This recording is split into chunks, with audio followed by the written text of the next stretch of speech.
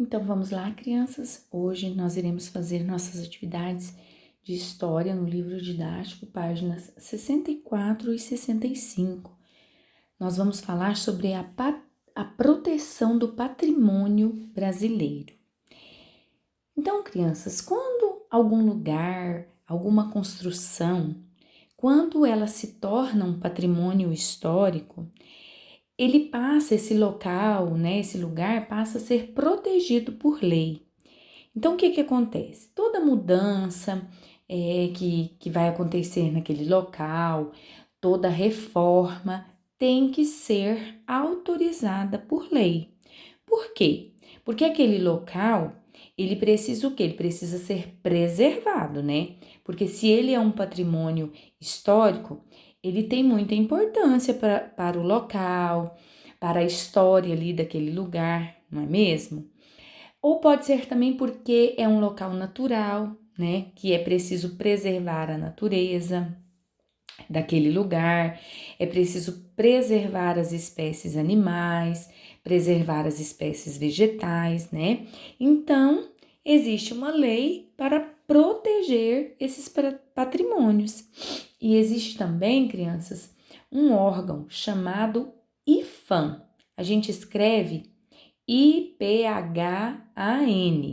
Mas aí, como o PH tem som de F, a gente lê IPHAN, tá? O que é esse IPHAN? Ele é o órgão, né, que protege esses patrimônios, né? Esse órgão ele é responsável por reconhecer se algo merece, né, o título de patrimônio, né? Ele que analisa, que observa a documentação, ele observa a história daquele patrimônio, né, que aquele local conta para dizer se ele será ou não considerado um patrimônio, né? E é também ele que protege esse patrimônio, né? Esse órgão aí chamado IPHAN. E além do patrimônio cultural, né, nós temos também o patrimônio natural, que também é protegido por lei, né? Porque a natureza, ela é um grande patrimônio nosso, né? De todos nós brasileiros. É porque é através da natureza que nós retiramos os recursos para sobreviver, né? Então, crianças, em nosso país, nós temos uma enorme variedade em espécies animais e também vegetais, certo? São cerca de 100 mil espécies de animais e mais de 45 mil espécies de plantas que existe aqui no Brasil. E uma das formas que o governo encontrou de proteger essa natureza, né, de proteger esse patrimônio natural, foi criando aí algumas áreas chamadas de conservação ambiental ou unidade de conservação, que ela é representada por essa sigla UC, né, com as letras UC. Essas unidades, elas têm o objetivo de preservar aí as espécies que vivem nesses locais, né? Então, essas áreas não podem ser desmatadas, não se pode fazer queimadas nesses locais, né? Tem que proteger para preservar, né? Tanto os animais quanto os vegetais do local. Essas áreas também servem de pesquisas para projetos educacionais, né? E também serve para as pessoas fazerem visitas, né? Conhecer aí esses locais, né? Então, crianças, aqui nós temos duas imagens. A primeira é a da produção de queijo, tipo canastra, no município de São Roque de Minas Gerais. Uma foto aí de 2016. Tia, mas por que tem uma foto de produção de queijo? Por quê, crianças? Porque o modo de fazer o queijo de Minas, ele foi considerado um patrimônio cultural do Brasil.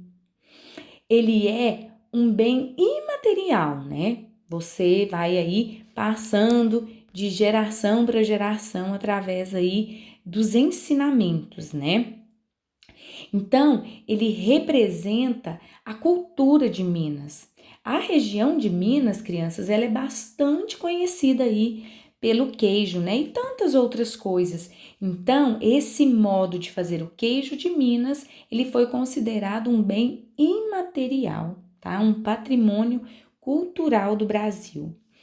Aqui embaixo, nós temos a imagem aí de uma onça pintada, né? Veja aí.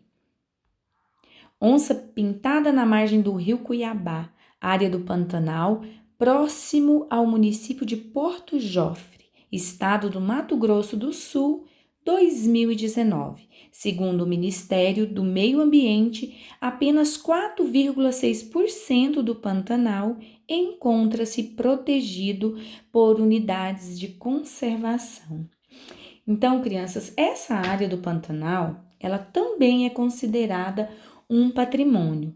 Mas, infelizmente, né, como podemos perceber aí, que apenas 4,6% dessa área é protegida, né? Por quê? Porque as pessoas, elas não estão respeitando as leis, né? Estão caçando os animais, estão desmatando as áreas, o que prejudica e muito o nosso meio ambiente, ok? Entenderam um pouquinho aí de como aí proteger o patrimônio brasileiro? Agora vamos para as atividades, né, na página 65, atividades 5 e 6, certo? Atividades número 5. Por que é importante preservar o patrimônio histórico e cultural do país? Então, crianças, por que nós falamos que é importante preservar o patrimônio? Por quê? Para que tanto nós quanto as futuras gerações possamos conhecer esse patrimônio, não é mesmo? Então, por isso é importante preservá-lo, né? Número 6. Qual é a importância das unidades de conservação ambiental? Por que essas unidades de conservação ambiental são importantes, crianças? Para que a tia falou? Para preservar tanto as espécies animais quanto de vegetais, não é mesmo? Por isso que elas são importantes, não é? Então vamos lá realizar nossas atividades aí na página 65.